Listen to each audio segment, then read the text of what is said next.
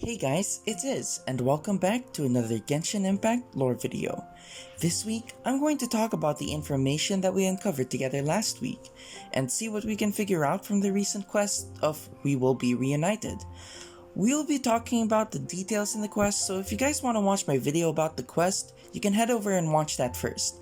I'll leave a card somewhere in the video to it. In this video, I want to talk about a couple of things. Khemia, the Herald, and Delusions. So first, let's talk about Khemia. So Khemia is actually a form of alchemy that originates from Khemia. Khemia is an advanced practice of alchemy that allows for the development of life itself. Now, although Dainsleif has disdain towards people who practice Khemia, since that was the cause for the fall of Khemia, it doesn't necessarily mean that he doesn't practice it himself, or at least some branch of it. There were two areas in the quest where we can see some of the power that Dane holds, first getting the eye of the first field tiller, and the other towards the end of the quest after fighting the Abyss Herald. Though it's hard to tell at first with the first field tiller, but it definitely seems like some sort of alchemy being performed here. This is it, right? Okay then, use your elemental sight to look for the eye. Ooh, so what did you see? Huh? Nothing? Oh, but Paimon was so excited! What's going on? Are you sure you did it right? This requires another method. Using elemental sight on a field tiller is of no use because it is not powered by the elements. Let me give it a try.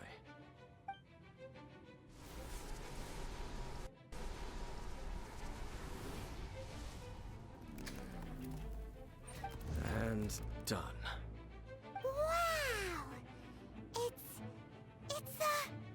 The very thing the Abyss Herald has been seeking all along. The eye of the first field tiller. So Dane definitely has some experience with alchemy, which would make sense. If there's anything the godless nation of Khemia is definitely good at, it would be alchemy. So continuing with my line of thought, and with this clip,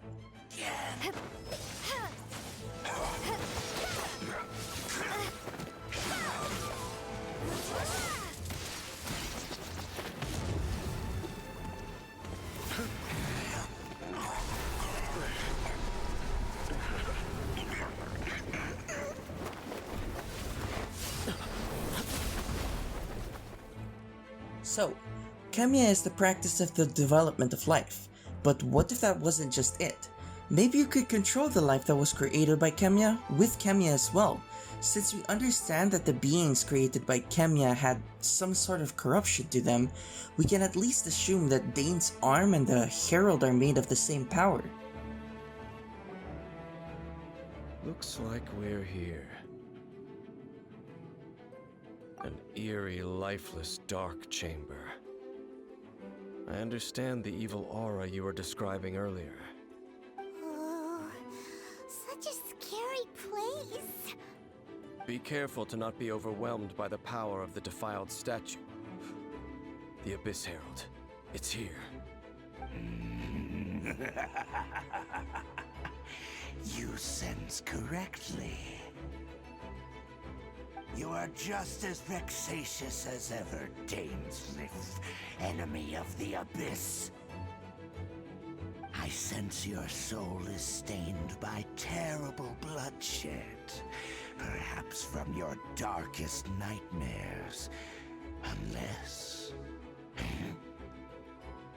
Oh, and something far more dangerous. You reek of a corruption familiar to me. Then we are the same. We're both dangerous. But dangers from outside of the Abyss Order must be caught and caged. Which got me thinking that if this is true and the Herald is man-made by Khemia, then this part gets a little more confusing. punishment. It was fun.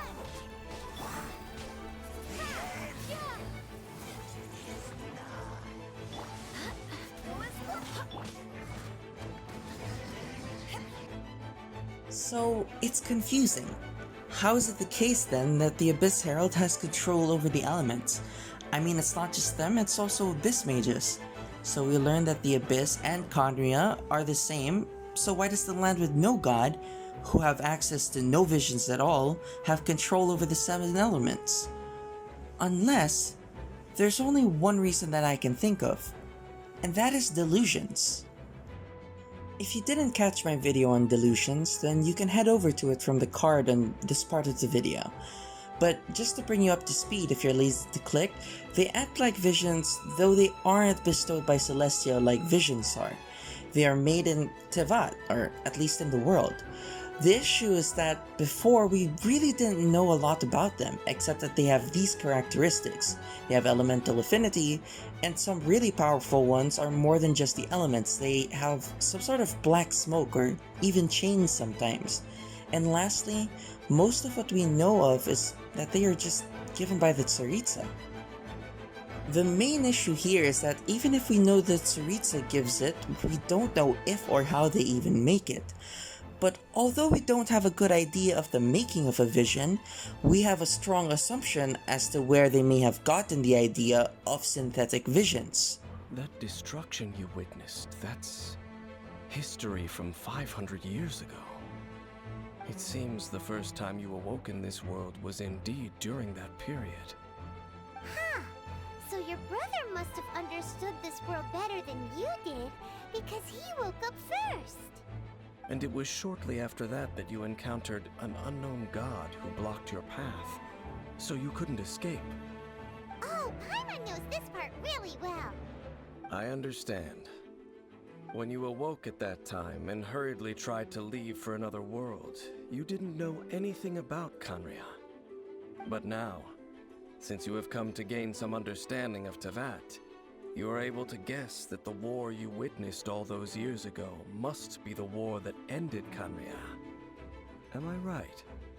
Ah, if that's the case, you must have been flipping through all sorts of books during our adventure these past few months.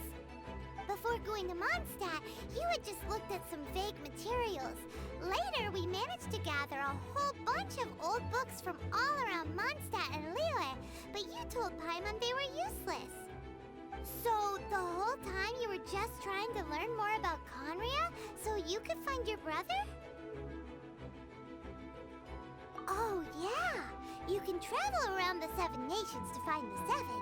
But where can you go to find a nation that was destroyed 500 years ago? I probably know more about Khemia than both of you.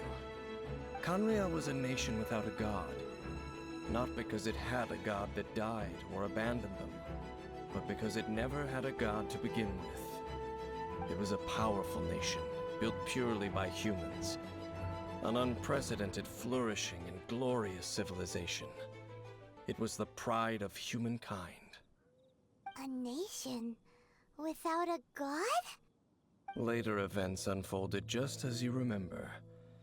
It was all destroyed by gods. You mean that... 500 years ago, the gods descended upon the world and brought desolation to Khemia. The pride of humankind was uprooted and crushed, like a weed removed from the garden of the gods. After the attack on Mondstadt, while talking with Venti, he mentioned some interesting things about the Tsaritsa. She and the rest of the Harbingers have been given godlike executive authority by the Tsaritsa of Snezhnaya, and with it, strength surpassing that of other mortals. The Tsaritsa of Snezhnaya? Isn't that... Indeed. She is one of the 7. The Tsaritsa who reigns from her winter palace, and the one person that the Fatui Harbingers all answer to. The 7 don't always get along well, but still. I never thought that she would plot to steal another Archon's Gnosis. How should I put this? 500 years ago, I knew her well. But I can't say the same is true now. You see, a certain catastrophe happened 500 years ago, and after that, she cut off all ties with me. But we can save discussion of the Cryo Archon and the Fatui for another day. If you see... So, 500 years ago there was a catastrophe. which is definitely the fall of Khemia, which was when Venti had a falling out with the Cryo Archon, and Khemia is the most technologically advanced place in Tevat, prior to being attacked by the gods. But the people who seem to be the most technologically advanced in game now seem to be the people of Snezhnaya. Time to piece it all together. I believe that before the destruction of Khemia, there was one Archon who was opposed to it, and it was the Cryo Archon. Time comes around that the destruction happens, and thus the disagreement from the Tsaritsa and the other Archons drove her apart from the rest. She probably started to take some refugees from Khemia, and in return for safety, they gave up some technological secrets of theirs. Then they eventually came together and started to work together, leading up to their technology to control the elements. With, when combined with the Tsaritsa's power, is how delusions are made. But then again, it's just a theory. A Genshin Impact theory, not going to say game theory because I'm totally not going to plagiarize them. But anyways, that's it for me. Thanks again to my Patreon for supporting me still, and thank you as well for watching this video. If you liked it, then like the video and comment what you think about my theory. I would love to see discussions going on in the comment section. Subscribe if you would like more Genshin Impact lore videos, and that's it from me, Ad Astra Abyssosque.